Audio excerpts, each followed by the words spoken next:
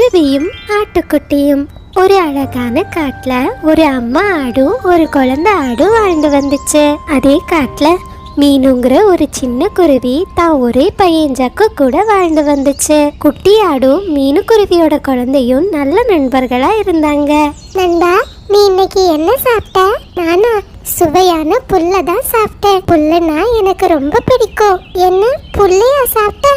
நாங்க புல்லெல்லாம் சாப்பிடவே மாட்டோம். நான் என் அம்மாவை போல சுவையான பழங்களையும் தானியங்களையும் தான் சாப்பிடுவேன். ஆமா நண்பா, நம்மளோட அம்மா எதை சாப்பிடுறாங்களோ அவங்களோட குழந்தைங்களும் அதே தான் சாப்பிடுறோம். நான் கிளம்புறேன், நாளைக்கு ஒன்று வந்து பார்க்குறேன் அப்படின்னு சொல்லிட்டு மீனுக்குருவியோட குழந்தை ஜக்கு அங்கிருந்து பறந்து போனா. ஜக்கு, இவ்வளோ நேரமா நீ எங்க போயிருந்த? அம்மா, நான் என் ஆட்டுக்குட்டி நண்பன் கூட தாம்மா பேசிக்கிட்டு இருந்தேன். உன் நண்பனோட வீடு எங்க இருக்கு? அம்மா, அவன் பக்கத்துல இருக்கிற ஒரு பெரிய மரத்தடி வாரத்துல தான் அவங்க அம்மா கூட வாழ்ந்து வரான். மறுநாள் காலையில அம்மா ஆடும் குட்டி ஆடும் பசுமையான புல்ல தேடி காட்டுல அலைஞ்சுக்கிட்டு இருந்தாங்க. அப்படி புல்ல தேடி போன 2 ஆடுகளும் ஒரு பாலத்தை கடந்தாங்க. அந்த சமயத்துல பாலம் 2ஆ உடைஞ்சு போயிடுச்சு. இதனால 2 ஆடுகளும் தண்ணிக்குள்ள விழுந்துட்டாங்க. தண்ணியோட வேகம் ரொம்ப அதிகமா இருந்ததுனால அம்மா ஆடும் குட்டி ஆடும் தண்ணியில இழுத்துக்கிட்டே போயிட்டு இருந்தாங்க. அம்மா ஆடும் ரொம்ப கஷ்டப்பட்டு தன்னோட குழந்தைய கரை சேர்த்துச்சு. ஆனா அம்மா ஆடால கரை சேர முடியல. தண்ணியோட வேகம் ரொம்ப பலமா இருந்ததுனால அது தண்ணியிலேயே ரொம்ப தூரம் அடிச்சிட்டு போயிடுச்சு. ஐயோ அம்மா, அம்மா, என் அம்மாவை யாராச்சும் காப்பாத்துங்க. குழந்தை ஆடும் தான் அம்மாவை தேடி காட்டுல நிறைய இடத்துல அலைஞ்சுக்கிட்டு இருந்துச்சு. நண்பா, உனக்கு என்னாச்சு? எதுக்காக இப்படி அழுதுகிட்டு இருக்க? என்னோட அம்மா ஆத்து தண்ணீர்ல அடிச்சிட்டு போயிட்டாங்க. நான் எங்க தேடியும் எங்க அம்மா எனக்கு கிடைக்கல. ஐயோ, இது ரொம்ப மோசமான விஷயம். நண்பா, நீ கவலைப்படாத, கண்டிப்பா உங்க அம்மா உன்கிட்ட திரும்பி வந்துடுவாங்க அப்படின்னு ஆட்டுக்குட்டிக்கு ஆறுதல் சொன்ன ஜக்கு கொஞ்ச நேரத்திலேயே தன்னோட வீட்டுக்கு கிளம்பிட்டான். அம்மா ஆடும் ரொம்ப கஷ்டப்பட்டு எப்படியோ நதியில இருந்து வெளியே வந்துச்சு. ஆனா அந்த காடு அம்மா ஆட்டுக்கு ரொம்ப புதுசா இருந்துச்சு. தான் மகனை எப்படி தேட போறோம்னு நினைச்சு அது ரொம்ப வருத்தத்துல அழுதுகிட்டு இருந்துச்சு. அந்த சமயத்துல அந்த காட்டுல வாழ்ந்த காலு ராணிங்கிற 2 காகங்கள் அம்மா ஆட்டை பார்த்தாங்க. காலு, அங்க பாத்தீங்களா? ஒரு பெரிய ஆடு எதுக்கோ அழுதுகிட்டு இருக்கு. ஆமா ராணி, நானும் கவனிச்சேன். அந்த ஆட்டை மட்டும் நம்ம வீட்டுக்கு கூட்டிட்டு போயிட்டோம்னா நமக்கு தினமும் சுவையான பால் கிடைக்கும் அப்படின்னு பேசிக்கிட்ட 2 காகங்களும் அம்மா ஆட்டுக்கிட்ட பறந்து போனாங்க. ஆடு, உனக்கு என்ன ஆச்சு? எதுக்காக இப்படி அழுதுகிட்டு இருக்க? காகங்களே, நானும் என் பையனும் தண்ணியில தவறி விழுந்துட்டோம். என் பையன் இருக்கிற இடத்துல இருந்து நான் ரொம்ப தூரம் வந்துட்டேன். இனிமே என் குழந்தைகிட்ட நான் எப்படி போக போறேன்னு தெரியல. ஆடு, நீங்க கவலைப்படாதீங்க, நாங்க கண்டிப்பா உங்க குழந்தைகிட்ட உங்களை சேர்த்துடுவோம் அப்படின்னு சொன்ன 2 காகங்களும் அம்மா ஆட்டை தன்னோட வீட்டுக்கு கூட்டிட்டு வந்தாங்க. அப்படியே ராத்திரி நேரம் ஆகிடுச்சு. ஆடு, எங்களுக்கு இப்ப ரொம்ப பசிக்குது. நீ கொஞ்சம் உன்னோட பாலை எங்களுக்கு தருவியா? கண்டிப்பா காகங்களே, நீங்க எனக்கு எவ்வளவோ உதவி செய்யறீங்க. நான் இத கூட உங்களுக்கு செய்ய மாட்டேனா? அம்மா ஆடு இப்படி சொன்னதுமே ராணிக்காகம் ஒரு கிளாஸ் முழுவதும் ஆட்டோட பாலை கறந்துடுச்சு. பிறகு 2 காகங்களும் அந்த பாலை குடிச்சாங்க.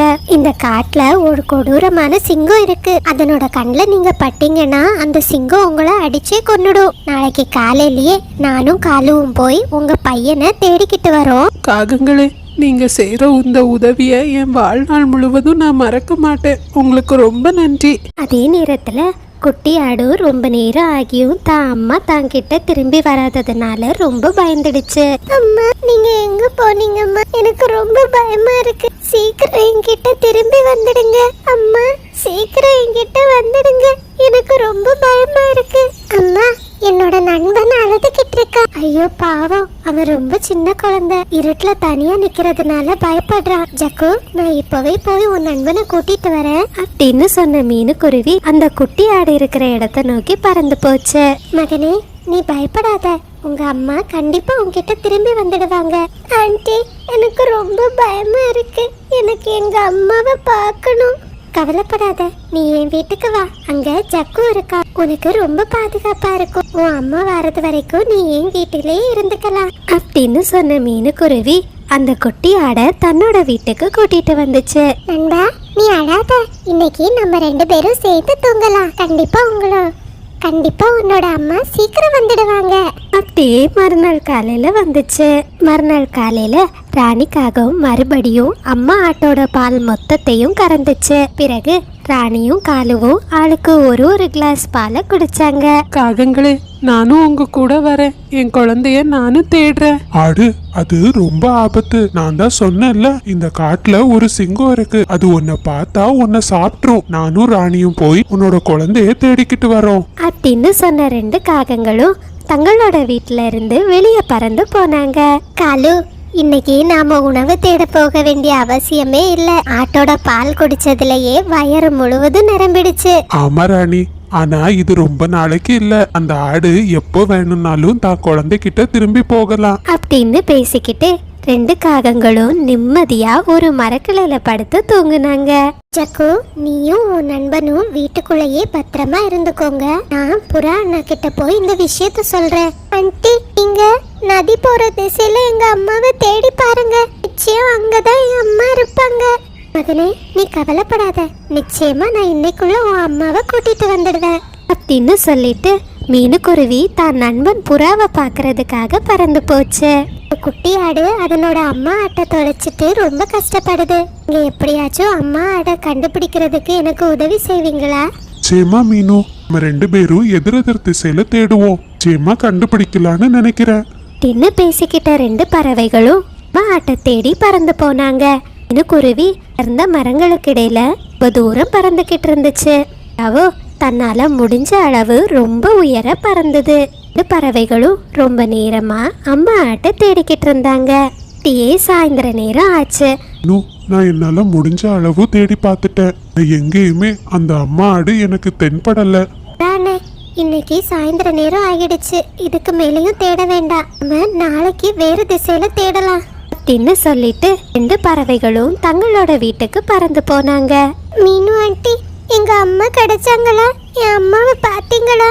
இல்ல மகனே, இன்னைக்கு முழுவதும் நான் தேடிட்டேன். ஆனா எங்க தேடி உன் அம்மா கிடைக்கல. ஆனா கவலைப்படாத, நாளைக்கு உங்க அம்மாவை தேடி நான் போறேன். அதே சமயத்துல அம்மா ஆடோ தான் மகனுக்காக ரொம்ப ஆவலா எதிர்பார்த்து காத்துக்கிட்டு இருந்துச்சு. காகங்களே, என்னாச்சு? என் குழந்தைய பாத்தீங்களா? என் குழந்தை கிடைச்சானா? ஆடு, இன்னைக்கு முழுவதும் பறந்து பறந்து ரெக்கைகள் தான் வலிக்குது. நாங்க இன்னும் எதுவுமே சாப்பிடல. எங்க தேடி உன் குழந்தைய கண்டுபிடிக்க முடியல. உனக்காக நாங்க புல்லு கொண்டு வந்திருக்கோம். இந்த புல்ல சாப்பிடு அப்படின்னு சொன்ன காகங்கள் ஆட்டோட பாலை கறந்து குடிச்சாங்க. அம்மா ஆடும் காகங்கள் கொண்டு வந்த புல்ல சாப்பிட்டுச்சு. மறுநாள் காலையில காகங்கள் வழக்கம் போல பாலை குடிச்சுக்கிட்டு காட்டை நோக்கி பறந்து போனாங்க. அம்மா ஆடோ தான் குழந்தைய நினைச்சு ரொம்ப வருத்தத்துல இருந்துச்சு. நான் சிங்கத்துக்கு பயந்து வீட்டுக்குள்ளேயே இருந்தா கண்டிப்பா என் குழந்தைகிட்ட என்னால போக முடியாது. என்ன ஆனாலும் சரி, என் குழந்தைய தேடி நானே போறேன் அப்படின்னு சொன்ன அம்மா ஆடு பயந்துகிட்டே அந்த காட்டு வழியா நடந்து போச்சு. அந்த சமயத்துல மீனுக்குருவியும் புறாவும் அம்மா ஆட்டை தேடி பக்கத்து காட்டுக்கு வந்தாங்க. கொஞ்சம் தூரத்திலேயே அம்மா ஆடு நடந்து போறத 2 பறவைகளும் பார்த்தாங்க. ஆடு, நாங்க நேத்துல இருந்தே உங்களை தான் தேடிக்கிட்டு இருக்கோம். என்னோட பையன் எங்க இருக்கான்னு உங்களுக்கு தெரியுமா? அவன் நல்லா இருக்கானா? ஆடு, நீங்க கவலைப்படாதீங்க. உங்களோட பையன் ரொம்ப நல்லா இருக்கான் அப்படின்னு சொன்ன மீனுக்குருவி அம்மா ஆடை தன்னோட காட்டுக்கு கூட்டிட்டு போச்சு. தான் பையனை பார்த்த அம்மா ஆடு ரொம்ப சந்தோஷப்பட்டுச்சு. குருவி, உனக்கு ரொம்ப நன்றி. நீங்க செய்த இந்த உதவியை நான் மறக்கவே மாட்டேன் அப்படின்னு சொன்ன அம்மா ஆடு மறுபடியும் தான் பையன் கூட சேர்ந்துடுச்சு. பிறகு அம்மா ஆடும் குட்டி ஆடும் வழக்கம் போல ரொம்ப சந்தோஷமா தங்களோட காட்டுல வாழ ஆரம்பிச்சாங்க. மீன் வளர்ப்பு. ஒரு அழகான காட்டுல ஒரு சமயம் ரொம்ப மோசமான நிலையில பஞ்சம் வந்துச்சு. அந்த காட்டுல இருக்கிற பறவைகள் எல்லாம் ஏதாவது ஒரு வேலையை செய்து தங்களோட சாப்பாடை சாப்பிட்டு வந்தாங்க. அந்த காட்டுல மீனுங்கிற ஒரு ஏழை குருவி தன்னோட ஒரே பொண்ணு சாரா கூட வாழ்ந்து வந்துச்சு. அம்மா, ஏமா எனக்கு தினமும் பழைய சோறும் பச்சை மிளகாயுமே தரீங்க? எனக்கு வித்தியாசமான உணவு சாப்பிடணும் போல இருக்கு. நான் இன்னைக்கு இந்த உணவை சாப்பிடவே மாட்டேன். எனக்கு இது வேண்டாம். மகளே சாரா, உனக்கே நல்லா தெரியும், குளத்துல இப்ப மீன் இல்ல. எனக்கு மீன் வியாபாரமும் சரியா நடக்கல. நீ இன்னைக்கு மட்டும் சாப்பிடு. நாளைக்கு அம்மா உனக்கு சுவையான உணவுகளை கொண்டு வருவேன். இல்லம்மா, நீங்க என்னைக்கும் இப்படிதான் சொல்றீங்க. என்ன ஆனாலும் சரி, நான் இன்னைக்கு இந்த உணவை சாப்பிடவே மாட்டேன் அப்படின்னு தன்னோட பொண்ணு சாரா சொன்னதுமே மீனுக்குருவி ரொம்ப வருத்தமாயிடுச்சு. பிறகு இன்னைக்காவது மீன் கிடைக்குங்கிற நம்பிக்கையில மீன் பிடிக்கிற வலையை எடுத்துக்கிட்டு அது ஆற்றங்கரையை நோக்கி போச்சு. அப்படி நதிக்கரைக்கு வந்த மீனுக்குருவி நதியையே பார்த்துக்கிட்டு இருந்துச்சு. நானும் தினமும் வலையை எடுத்துக்கிட்டு இந்த நதியில வந்து மீன் பிடிக்கிறேன். ஆனா கொஞ்ச நாட்களா என் வலையில எந்த மீனுமே சிக்க மாட்டேங்குது. இந்த நிலைமை இப்படியே நீடிச்சுக்கிட்டு இருந்தா நானும் என் பொண்ணும் பசியிலேயே செத்துடுவோம் போல இருக்கு. கடவுளே, இன்னைக்காவது என் வலையில நிறைய மீன்கள் கிடைக்கணும் அப்படின்னு சொல்லிட்டு மீனுக்குருவி தன்னோட வலைய அந்த நதிக்குள்ள போட்டுச்சு. கொஞ்ச நேரமா மீன்களுக்காக அது காத்துக்கிட்டு இருந்துச்சு. பிறகு வலைய வெளியே எடுத்து பார்த்த நேரம் அதுல எந்த மீனுமே சிக்கல. இருந்தாலும் மீனுக்குருவி நம்பிக்கை இழக்காம அந்த நதியில திருப்பி திருப்பி வலைய போட்டுக்கிட்டே இருந்துச்சு. ஆனா எல்லா முறையும் அதுக்கு ஏமாற்றம் தான் கிடைச்சது. சோர்ந்து போன மீனுக்குருவி தன்னோட நிலைமைய நினைச்சு அழ ஆரம்பிச்சிடுச்சு. கடவுளே, இது என்ன சோதனை? என் வீட்டுல கடைசியா இருந்த சாப்பாடும் தீர்ந்துடுச்சு. உழைத்து வாழணும்னு நினைச்சாலும் என் உழைப்புக்கேத்த கூலி கிடைக்கவே மாட்டேங்குது அப்படின்னு சொல்லி மீனுக்குருவி ரொம்ப வருத்தத்தோட அழுதுகிட்டு இருந்துச்சு. மீனுவோட அழுகை சத்தம் அந்த நதியில ஓய்வெடுத்துக்கிட்டு இருந்த கடல் தேவதைக்கு கேட்டுச்சு. அட, இந்த குருவி எதுக்காக இப்படி அழுதுகிட்டு இருக்கு? என்னால இந்த குருவிக்கு உதவி செய்ய முடியும். ஆனா அதுக்கு முன்னாடி நான் செய்யற உதவிக்கு இந்த குருவி தகுதியானதான்னு நான் சோதிக்கணும் அப்படின்னு சொல்லிட்டு நீர்தேவதை அந்த தண்ணில இருந்து மேல வந்தாங்க. அப்படி மேல வந்த நீர்தேவதை ஒரு மீனா மாறி கரையில வந்து விழுந்தாங்க. அந்த மீனை பார்த்ததுமே அழுதுகிட்டு இருந்த மீனுக்குருவி ரொம்ப சந்தோஷப்பட்டுச்சு. கடவுள் தான் எனக்காக இந்த மீனை அனுப்பியிருப்பாரு. இந்த மீனை வச்சு என் பொண்ணு கேட்டபடியே அவளுக்கு ருசியான உணவை நான் இன்னைக்கு சமைச்சு கொடுக்க போறேன். குருவி குருவி, தயவு செஞ்சு நீ என்ன கொன்னு சாப்பிட்றாத. நான் வாழணும்னு நினைக்கிறேன். என்ன மறுபடியும் தயவு செஞ்சு தண்ணிக்குள்ள விட்டுரு. என்ன, நீ பேசுறியா? உன்னால பேச முடியுமா? ஆமா, நான் ஒரு பேசக்கூடிய மீன். என்னோட குழந்தைங்க எல்லாம் ரொம்ப சின்னவங்க. நீ என்ன உன் வீட்டுக்கு எடுத்துட்டு போயிட்டேன்னா என் குழந்தைங்க என்ன காணாம ரொம்ப அழுவாங்க. தயவு செஞ்சு என்ன தண்ணிக்குள்ள விட்டுரு. நான் வாழ ஆசைப்படுறேன். ஐயோ பாவம், இந்த மீன் அதோட குழந்தைய நினைச்சு ரொம்ப வருத்தப்படுது. நான் இன்னைக்கு பட்னியா இருந்தாலும் பரவாயில்ல, எப்படியாச்சும் இந்த மீனை அதனோட குழந்தைங்க கிட்ட சேர்த்துறணும் அப்படின்னு சொல்லிட்டு மீனுக்குருவி அந்த மீனை தன்னோட கைகளால எடுத்து தண்ணீருக்குள்ள விட்டுச்சு. அப்படி தண்ணிக்குள்ள போனதுமே அந்த மீன் தன்னுடைய உண்மையான உருவமான நீர்தேவதையின் உருவத்தை பெற்றது. அழகிய சிறிய குருவி, உன்னுடைய செயலை பார்த்து நான் வியக்கிறேன். நீ மிகவும் இரக்கமுள்ள குருவி. உன்னுடைய இந்த இரக்க குணத்திற்கு நான் ஒரு பரிசினை தரப்போகிறேன். நீர்தேவதையே, உங்களை பார்க்கறதுக்கு நான் ரொம்ப புண்ணியம் பண்ணிருக்கணும். உங்களை பார்த்ததுல நான் ரொம்ப சந்தோஷப்படுறேன். நீர்தேவதையும் மீனுக்குருவியோட முன்னாடி ஒரு மந்திர மீனை வர வச்சாங்க. குருவி, உன்னுடைய வீட்டிற்குள் ஒரு சிறிய அளவு குளத்தை தோண்டு. அதில் இந்த மந்திர மீனை போடு. மறுநாள் காலையில் உனக்கு தேவையானது உனக்கு கிடைத்துவிடும். நீர்தேவதையே, உங்களுக்கு ரொம்ப நன்றி. உங்களால தான் நான் இனிமே பசியே இல்லாம தூங்க போறேன். நீங்க செய்த இந்த உதவியை நான் என்னைக்குமே மறக்க மாட்டேன் அப்படின்னு சொன்ன மீனுக்குருவி அந்த மந்திர மீனை எடுத்துக்கிட்டு தன்னோட வீட்டை நோக்கி போச்சு. ஐயா, ஜாலி.